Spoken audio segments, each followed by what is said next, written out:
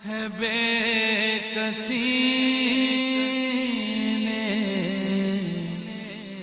الحمدللہ رب العالمین والصلاة والسلام علی افضل الانبیاء والمرسلین ونحن علی ذلک لمن الشاہدین والشاکرین، اما بعد فاعوذ باللہ من الشیطان الرجیم، بسم اللہ الرحمن الرحیم۔ محترم مکرم معظم و محتشم ناظرین کرام، السلام علیکم ورحمۃ اللہ وبرکاتہ۔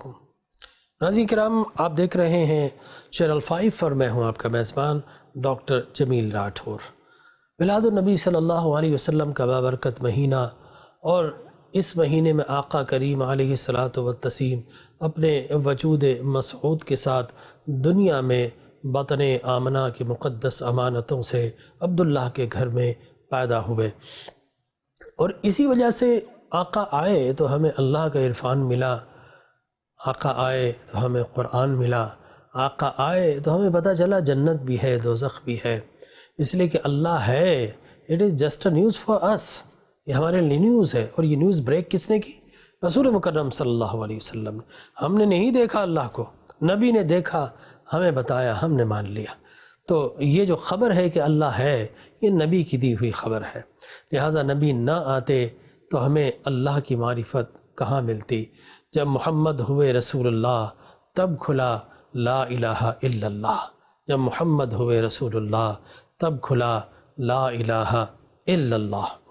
تو ناظرین کرام، ہم اس لیے خوشیاں مناتے ہیں کہ محمد ہمارے اللہ سے ملانے والے، اللہ کا پتہ بتانے والے۔ تو رسول مکرم صلی اللہ علیہ وسلم کا ماہ مولود جب بھی آتا ہے، ربیع النور شریف آتا ہے، تو مسلمان خوشیاں اپنے اپنے انداز سے مناتے ہیں۔ اور چینل 5 آپ کو بتا رہا ہے کہ میلاد النبی صلی اللہ علیہ وسلم جو ہم سیلیبریشن کرتے ہیں، یہ قرآن میں کہاں ہے، احادیث مبارکہ میں کہاں ہے۔ تو میں عرض ہی کر رہا تھا جلسہ، اور پچھلے ہم نے گفتگو میں یہ عرض کیا، ایک جلسہ بتایا کہ جب اللہ تبارک و تعالی نے آدم علیہ الصلاۃ والتسلیم کی تخلیق پر اتنا بڑا جلسہ کیا کہ سارے فرشتوں کو جمع کیا اور سب کو سیلیبریشن کے لیے کہا، تعظیم بجا لانے کے لیے کہا۔ فرشتوں نے تعظیم کا حق ادا کیا، شیطان نے انکار کیا۔ یہ مولود آدم کا موقع تھا۔ آئیے میں آپ کو ایک اور جلسہ، میلاد النبی میں جو جلسے کیے جاتے ہیں وہ کہاں سے ثابت ہے، تو میں آپ کو لے چلتا ہوں سورہ آل عمران آیت نمبر 81۔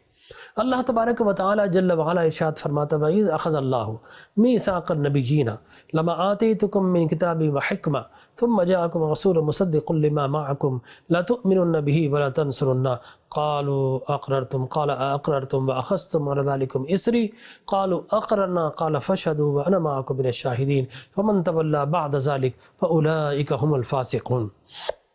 سورہ آل عمران آیت نمبر 81 اور 82۔ اللہ تبارک و تعالیٰ اپنے حبیب سے فرماتے ہیں، حبیب وہ وقت یاد کیجئے کہ جب ہم نے سارے نبیوں کو جمع کیا، اور ان سے کیا کیا؟ جمع کر کے میثاق لیا، ان سے اوتھ لیا، ان سے حلف لیا، کس بات کا؟ لما آتیتکم من کتاب و حکمہ، کہ ہم تمہیں کتاب اور حکمت، حکمت سے مراد نبوت، ہم تمہیں کتاب اور نبوت عطا کریں گے، لیکن ایک شرط ہے، لما آتیتکم من کتاب و حکمہ ثم جاءکم رسول مصدق لما معکم، کہ یہ ہمارا رسول ہے، تم جب بھی اپنے اپنے زمانے میں جاؤ، لتؤمنن بہ ولتنصرنہ، تمہیں ہمارے نبی پر ایمان بھی لانا ہے، ولتنصرنہ، اور اپنے اپنے زمانے میں ان کی مدد بھی کرنا ہے۔ اللہ اکبر کبیرہ، 7 لاکھ نبی کا مبیش جمع ہے، اور منظر کیا ہے؟ اللہ خطیب جلسہ ہے، ہمارے نبی مہمان خصوصی جلسہ ہے، اور سارے کے سارے انبیاء شریک جلسہ۔ قرآن پورا سنیریو اس کو اسکیچ کر کے بتا رہا ہے کہ 7 لاکھ نبی ہیں۔ اللہ خطاب فرما رہا ہے کہ یہ نبی ہے، تمہیں نبوت دی جائے گی، کتاب دی جائے گی، لیکن شرط ہے اس پر ایمان لاؤ۔ لتؤمنن، عربی کی بات کریں تو نون ثقیلہ کے ساتھ، لتؤمنن لازماً ایمان لاؤ، ولتنصرن لازماً ان کی تم اقرار کرتے ہو، لتؤمنن بہ ولتنصرن قال اقررتم واخذتم علی ذلکم اسری، کیا تم اقرار کرتے ہو اس بات کا، ایمان لاتے ہو اس نبی پر، اور کیا تم اس بھاری ذمہ داری کا اقرار کرتے ہو کہ اپنے اپنے زمانے میں جا کر میرے نبی کی آمد کے ڈنکے بجاؤ گے؟ یہ قرآن کا مضمون ہے، اپنی جانب سے کوئی لفظ نہیں ہے، قرآن کا ترجمہ ہے۔ کیا اس بھاری ذمہ داری کا اقرار کرتے ہو؟ اس کی مدد کرو گے؟ اس پر ایمان لاتے ہو؟ لَتُؤْمِنُنَّ بِهِ وَلَتَنْصُرُنَّ، سارے انبیاء نے کہا قالوا اقررنا، اے رب ہم اقرار کرتے ہیں۔ تو ایک بات تو معلوم ہوئی ناظرین کرام، ہما شما کو تو چھوڑیے، انبیاء کو بھی ایمان ملتا ہے تو وسیلہ محمد مصطفیٰ سے ملتا ہے۔ لَتُؤْمِنُنَّ، اس پر ایمان لاؤ، تب تمہیں کتاب دی جائے گی، تب تمہیں نبوت دی جائے گی۔ سارے نبی عالم اقرار میں اقرار کرتے ہیں، عالم میثاق یہ آیہ مبارکہ، تو سارے نبیوں نے اقرار، قالوا اقررنا۔ اب دیکھیے اقرار کس نے کیا؟ نبیوں نے۔ اقرار کون لے رہا ہے؟ اللہ تبارک و تعالی۔ لیکن چونکہ نبی کی میلاد کا موقع ہے، بات ختم ہو جانی چاہیے تھی، نبیوں نے اقرار کر لیا۔ اللہ فرماتا نہیں، بات مکمل نہیں ہوئی۔ قالوا اقررنا قال اقررتم واخذتم على ذلكم اصري قالوا اقررنا قال فاشهدوا، ایسا کرو کہ تم سب ایک دوسرے پر گواہ بن جاؤ۔ آدم علیہ السلام شیش پر گواہ بن گئے، شیش حضرت نوح علیہ السلام پر، نوح علیہ السلام حضرت ابراہیم پر، ابراہیم حضرت اسماعیل پر، اور اسی طرح سارے نبی ایک دوسرے پر گواہ بن گئے اور اقرار کے رب ہاں اس ذمہ داری کا اقرار کرتے۔ اللہ فرماتا بات اب بھی نہیں بنی، بات اب بھی نہیں بنی۔ قال فاشهدوا وَأَنَا مَعَكُم مِّنَ الشَّاهِدِينَ، اللہ اکبر کبیرہ۔ دیکھیے اگر کوئی عدالت کے اندر کسی کے حق میں اگر دو گواہ آ جائیں تو جج کیا کرے گا؟ کہے گا کہ تم بڑے باعزت ہو، گواہی مل گئی۔ لیکن 200 آ جائے تو کیا کہنا؟ صاحب لاکھ اور 1.25 لاکھ آ جائے تو کیا کہنا؟ لیکن خود عدالت کا جج بھی کہے کہ میں بھی تمہاری گواہیوں میں اپنی گواہی بھی دیتا ہوں، تو اللہ اکبر، اس کی عزت و ناموس کا عالم کیا ہوگا؟ لہٰذا یہاں نبیوں سے اللہ اوتھ لے رہا ہے، حلف لے رہا ہے کہ ایمان لاؤ اور اس کی مدد کرنے کی بھاری ذمہ داری کا اقرار کرو۔ سارے نبی اقرار کر لیتے ہیں، اللہ فرماتا بات نہیں بنی، ایک دوسرے پر گواہ بن گئے، اللہ فرماتا بات نہیں بنی۔ وَأَنَا مَعَكُم مِّنَ الشَّاهِدِينَ، بات اس وقت بنے گی جب تم سب کی گواہیوں میں تمہارے رب کی گواہی بھی شامل ہو جائے گی۔ اللہ اکبر کبیرہ، اللہ نے شاہدین میں خود کو شامل کیا، وَأَنَا مَعَكُم مِّنَ الشَّاهِدِينَ۔ اور اس کے بعد والی آیت بڑی، میں اکثر کہا کرتے ہیں قرآن کی شدید ترین آیت ہے، فَمَن تَوَلَّىٰ بَعْدَ، اس لیے کہ اللہ شاہدین میں شامل ہے۔ فرمایا فَمَن تَوَلَّىٰ بَعْدَ ذَلِكَ فَأُولَٰئِكَ هُمُ الْفَاسِقُونَ، اب اگر کوئی اس اقرار سے پھر گیا تو اس کا تعلق فاسقین میں سے ہوگا۔ اللہ اکبر، اقرار لینے والا اللہ، اقرار دینے والے انبیاء کرام، اور اللہ نے شاہدین میں خود کو شامل کیا، اور پھر کہا ہرگز اس سے نہ روگردانی کرنا، کوئی کرے گا تو فاسق ہو جائے گا۔ لہٰذا سورہ آل عمران کی آیہ مبارکہ ہمیں ایک اور جلسہ بتا رہی ہے، اور خاص نبی کے مولود کا جلسہ ہے کہ نبی دنیا میں آئیں گے، تم سب کو ڈنکے بجانے ہیں۔ ناظرین کرام، آپ خوش ہوا کریں کہ آدم سے لے کر عیسیٰ علی نبینا علیہ الصلاۃ والتسلیم وبشرا برسول یأتی من بعد اسمہ احمد، قرآن کہتا وہ تو کہتے تھے میں تو احمد کی بشارت دینے کے لیے آیا ہوں، حضرت عیسیٰ علیہ السلام، یہ قرآن ہے۔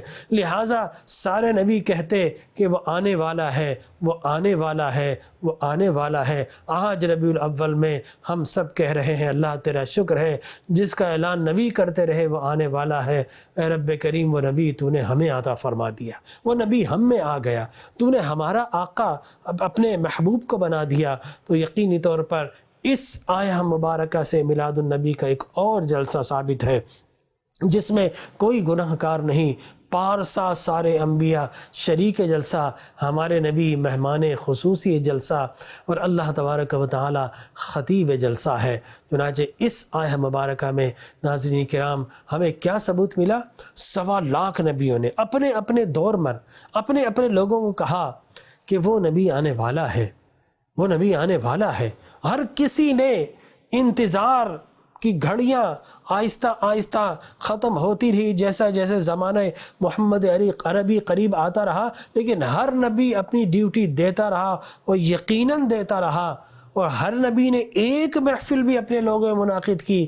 اس کا مطلب ہے 1.25 لاکھ محافل میلاد النبی صلی اللہ علیہ وسلم کا ثبوت ہمیں قرآن کی اسی آیہ مبارکہ سے اللہ عطا فرما رہا ہے۔ لہٰذا جلد سے قرآن مجید برہان رشید سے میں نے ثابت کی۔ آئیے اب آگے چلتے ہیں۔ ہم یہاں پر اب یہ دیکھتے ہیں کہ جلسے کے بعد چراغاں خصائص الکبریٰ علامہ زرقانی نے علی المواہب اللدنیہ میں، بہقی دلائل النبوہ، طبرانی، ابو نعیم دلائل النبوہ، ابن عساکر سیرۃ الحلبیہ، انوار، نہ جانے کتنی کتب سیر اور احادیث مبارکہ میں یہ حدیث مبارک بیان کی گئی کہ فاطمہ بنت عبداللہ ثقیفہ رضی اللہ تعالی عنہا کعبۃ اللہ کے اندر موجود تھی، اور یہ وہ مقدس خاتون ہے جو اولین ایمان لانے والوں میں شامل ہے۔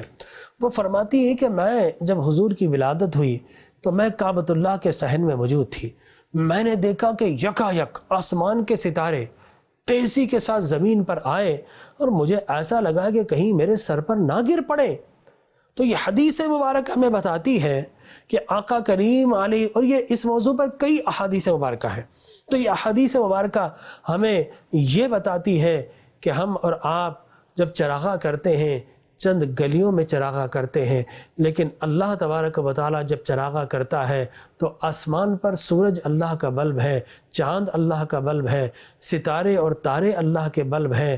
ہم اگر روشنی کرتے ہیں 500، 800، 1000، 2000 واٹس، انرجی سیور کا زمانہ، لیکن ہم فقط اتنے واٹ روشنی کرتے ہیں، لیکن اللہ جب محبوب کی ولادت پر روشنی کرتا ہے تو شرق تا غرب آسمان کے تاروں کو زمین پر بھیج کر پوری زمین کو بقعۂ نور بنا دیا کرتا ہے۔ معلوم ہوا میلاد النبی میں جلسہ کرنا اور حضور کا ذکر کرنا یہ اللہ کی سنت ہے، سارے نبیوں کا عہد ہے، ان کا حلف ہے، ان کا عہد ہے۔ میلاد آدم پر خوشیاں منانا یہ فرشتوں کی سنت ہے اور یہ اللہ کی سنت حکمی ہے، حکم رب نے دیا تھا، لہٰذا اس کی بھی سنت ہے۔ اور اسی طریقے سے چراغاں کرنا یہ بھی اللہ تبارک و تعالیٰ کی سنت مبارکہ ہے۔ آئیے ناظرین کرام، میں بتاتا ہوں میلاد النبی صلی اللہ علیہ وسلم میں ہم ایک اور عمل کرتے ہیں۔ ہم کیا کرتے ہیں کہ صاحب ہم جھنڈے لگاتے ہیں، لہٰذا یہ حدیث مبارک طبقات ابن سعد میں، ابو نعیم نے دلائل النبوہ میں، خصائص الکبریٰ میں، حضرت عباس اور عبد الرحمن بن عوف رضی اللہ تعالی عنہما، حضرت عباس حضور کے چچا، لہٰذا ان سے یہ حدیث مبارک ثابت ہے کہ جب حضور اکرم صلی اللہ علیہ وسلم کی ولادت ہوئی تو ہم نے دیکھا کوئی کہہ رہا ہے کہ ایک جھنڈا مشرق میں گاڑ دیا گیا، ایک جھنڈا مغرب میں گاڑ دیا گیا، ایک جھنڈا کعبۃ اللہ پر گاڑ دیا گیا، ایک جھنڈا طور سینا پہاڑ پر گاڑ دیا گیا۔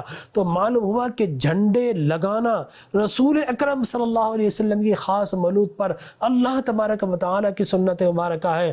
ہم جب جھنڈے لگاؤ، صاحب جھنڈے تو لگتے ہیں فیسٹیول میں، آپ نے دیکھا ہوگا کوئی اگر پروجیکٹ اپنا اناؤنس کرتا ہے تو اس کے سامنے کتنے جھنڈوں کی قطاریں لگا دیتا ہے۔ بے کسی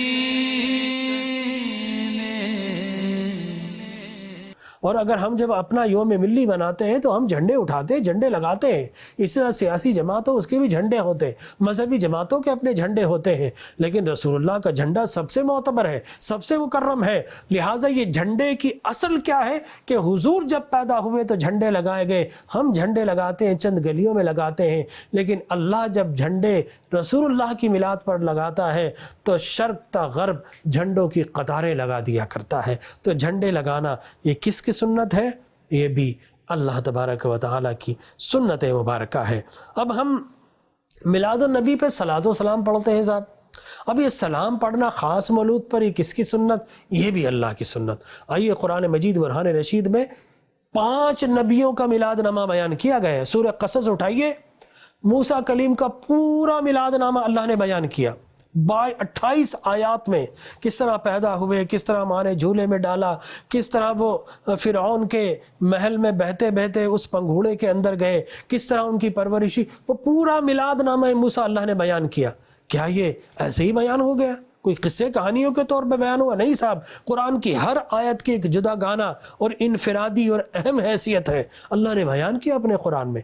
اس طرح میلاد نامہ عیسیٰ، میلاد نامہ حضرت یحییٰ، میلاد نامہ حضرت آدم، میلاد نامہ حضرت محمد مصطفیٰ صلی اللہ علیہ وسلم اللہ نے بیان کیا، اور میلاد نامہ مریم کو بیان کیا اللہ تبارک و تعالی نے۔ سورہ آل عمران اگر آپ پڑھیں تو اس میں اللہ تبارک و تعالی نے حضرت مریم کی پیدائش کو میلاد نامے کو پورا بیان کیا کہ ان کی والدہ کس طرح حضرت حنہ نظر مانتی ہیں، اور آل عمران کیا ہے؟ حضرت مریم آل ہے، عمران کون ہے؟ ان کے والد تھے حضرت مریم کے، اور جن کے نام پہ اللہ نے پوری سورہ آل عمران نازل فرمائی ہے، اس طرح سورہ مریم اللہ نے نازل فرمائی، اس میں حضرت عیسیٰ علیہ السلام کا مولود نامہ، حضرت یحییٰ علیہ السلام کا مولود نامہ۔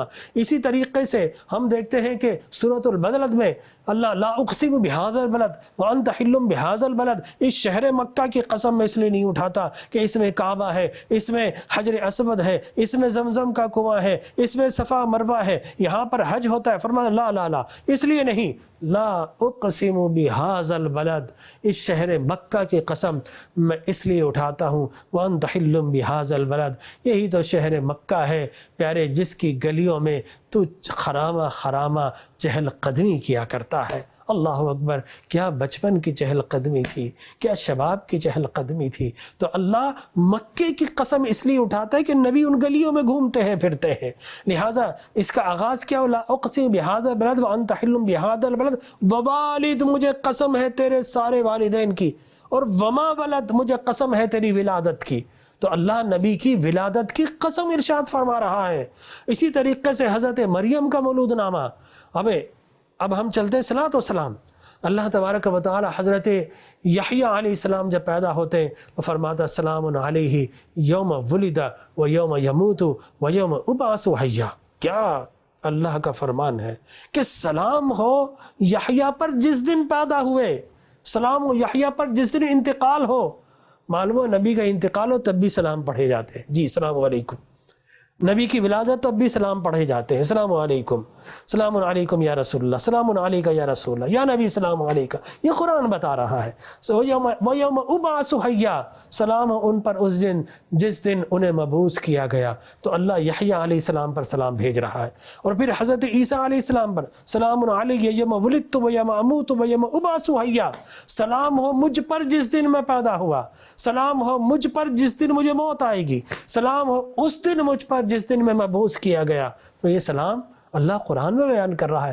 معلوم ہو یحییٰ علیہ السلام پیدا ہو رہے ہیں، اللہ سلام بھیج رہا ہے۔ جب یحییٰ اور عیسیٰ ان کی ولادت پر سلام ہے تو یحییٰ اور عیسیٰ علیہم الصلاۃ والتسلیم کے آقا محمد عربی پر، ان کے یوم مولود پر کتنے سلام ہوں گے؟